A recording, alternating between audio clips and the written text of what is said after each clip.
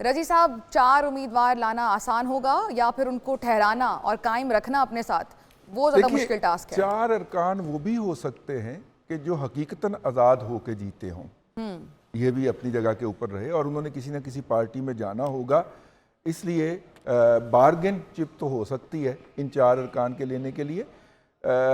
वाज़े तौर पे जब इतनी ज़्यादा अक्सरियत करीब हो तो आज़ाद अरकान जो बिल्कुल ज़बरदस्ती के आज़ाद नहीं, खुद आज़ाद के तौर पे जीते हों, तो उनके लिए भी रूलिंग ग्रुप के अंदर जाना ही आसान होता है। जो है, अगर आपको याद हो तो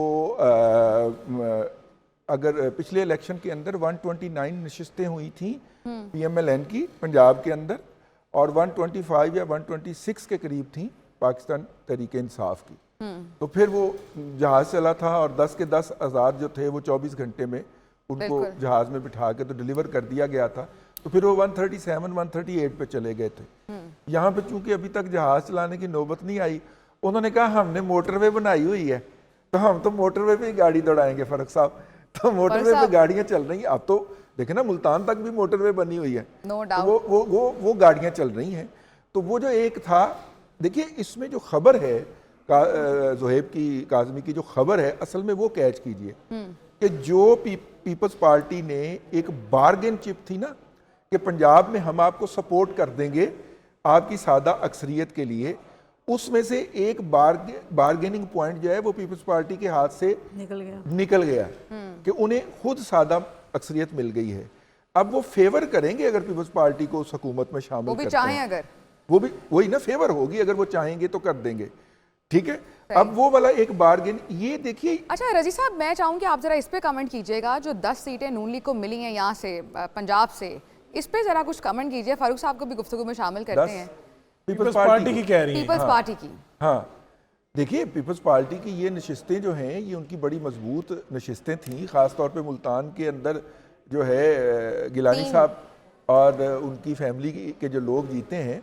बाकी तो सर्वे करके आए हैं फर्क साहब। कौमी इसमें सूबाई असम्बली में पहले भी पाकिस्तान पीपल्स पार्टी के पास 7 थी। 3 सीटों का इजाफा हुआ है। उसमें मुल्तान में जो एक पाकिस्तान मुस्लिम लीग नून से जो एक ग्रुप लेके गए थे आखिरी 20-25 दिनों में, उसको मिली है। उसके अलावा रहीम यार खान वाली साइड पे अगर आप जाएं तो मखदूम अहमद साहब वगैरह, तो ये पीपल्स पार्टी के लिए कोई इतने वो जो हम सोच रहे थे ना यहाँ पे बैठ के कि जिस तरह बिलावल साहब की एंट्री हो गई है और उसके बाद अब यानी अगर 7 से आप 10 पे आए हैं, तो इससे ज़्यादा तेज़ तरक्की तो MKM ने की है।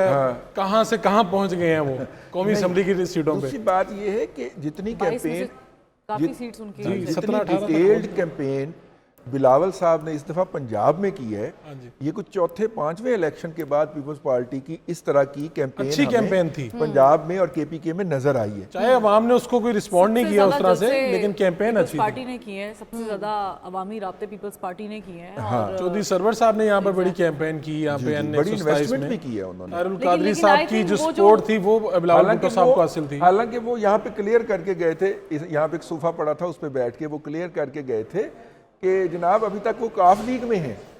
नहीं, वो काफ लीग में मेरे ख्याल में अब उनका जो रब्त है ना वो कमजोर हो चुका है, क्योंकि PMLQ के पास भी जो सीट्स आई हैं।